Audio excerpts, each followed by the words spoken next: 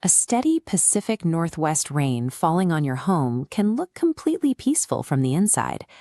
Most of us wait for the house to tell us there is a problem by showing us a water stain on the living room ceiling or a sudden crack in the concrete foundation. But long before water breaches the interior walls, your house displays physical signs that its primary defenses are failing. You do not have to climb a 20-foot ladder in the rain to find out if your gutters are blocked. Most of the warning signs are visible from the ground if you know where to look. Recognizing these ground-level patterns is the only reliable way to stop invisible water damage before it consumes the structural framing of your home. Start by looking at the vertical siding right below the roofline and the fascia boards the gutters are mounted to. You are looking for dark, wet vertical streaks or older gray-green residue lines running straight down the exterior walls. That is overflow staining. It indicates the gutter is carrying more volume than it can drain, and the excess water is spilling over the edge. Instead of moving safely through the downspout, water alters its trajectory, spilling backward to make sustained contact with the structural wood. Wood cannot withstand constant moisture. Over a single season, the fascia rots and the mounting hardware pulls loose. In many cases, you will also see organic growth, grass, weeds, or moss, reaching over the top edge of the metal. Plants require a nutrient-rich base to grow. Seeing them proves the blockage is old enough that trapped organic debris has decomposed into soil inside the gutter.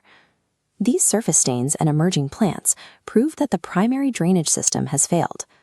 Next, step back and look at the entire profile of the roofline from a distance.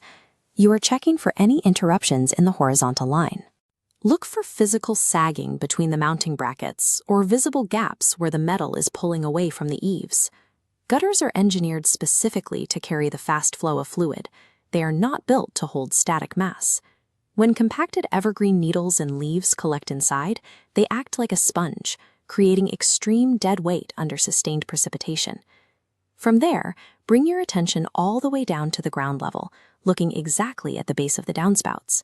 If you see an accumulation of dark, sand-like shingle granules at the exit, you know water is actively washing material through the system. But if you stand there during an active rainstorm and see absolutely zero water coming out of the downspout base, the system has reached a total blockage. A bone-dry exit during a storm is the definitive indicator of a structurally compromising failure. When heavy rainwater hits a blocked downspout, fluid dynamics demand that the water force an alternate path. That water bypasses the downspout, creeping behind a fascia board, infiltrating the horizontal soffit, and running straight down the interior wall cavity. Gravity pulls it down to the base of the home, where it pulls directly against the subterranean foundation wall. Because these alternate paths are hidden behind the siding and walls, the damage remains invisible until the resulting structural rot is irreversible and highly expensive to fix. If you see overflow stains, visible plant life, or a sagging gutter line, call a professional immediately.